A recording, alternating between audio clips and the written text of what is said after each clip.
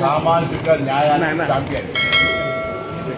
Congress party చారిత్రాత్మక నిర్ణయాలన్నీ దళితులకు బలైన ఏదైనా అవకాశం కాంగ్రెస్ పార్టీ ఇచ్చింది.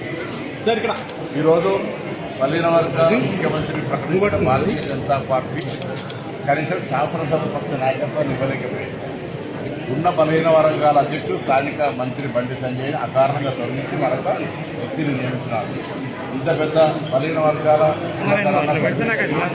అన్ని రాజకీయ పార్టీలు 5 శాసన మంత్రి స్థానాలు వస్తే 100% సామాజిక న్యాయం ఇస్తే, 3 మంత్రులే సామాజిక న్యాయం ఇస్తే, ఆ పార్టీ మాత్రం మా దారి రిజర్వేషన్లకు విరోధంగా పోరాడినటువంటి కరుడు కట్టిన బలహీన వర్గాల వ్యతిరేకి రామచంద్రరావు గారు ప్రెసిడెంట్ ముందు వాళ్ళు మార్చుకొని వాళ్ళ ఆలోచన విధానాన్ని మమ్మల్ని అడుగుతున్న మీరు కిషన్ రెడ్డి గారు ముందు రాజీనామా చేసి ఏ మంత్రి పదవిని అరవింద్ గారికో, లక్ష్మణ్ గారికో, రాజేందర్ గారికో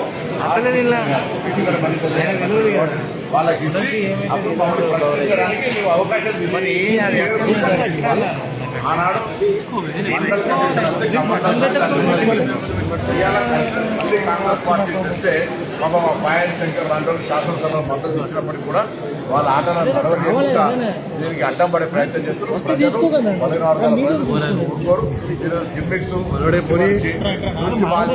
ఏదో చెప్తే ఎవరు గమనించారు. మేము అడుగుతున్నటువంటి దానికి జవాబు చెప్పాలి. వాళ్ళు ఇప్పుడు ఉన్నటువంటి 5 బండి సంజయ్తో సహా 5 కూడా మా పార్టీలో మేము ఎప్పుడైనా బలహీన వర్గాలకు, దళితులకు, మైనార్టీలకు అన్యాయం జరిగితే మేము ఏ విధంగా అందరికీ అడుగుతామో సరియైన దారిలో తీసుకుపోయే ప్రయత్నం చేస్తాము.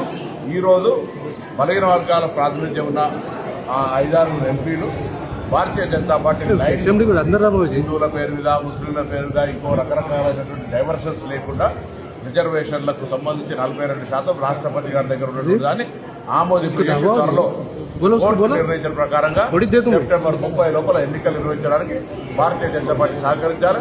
తప్పకుండా ఆ దిశలో ముందుకు పోవాలని కోరుకుంటాము.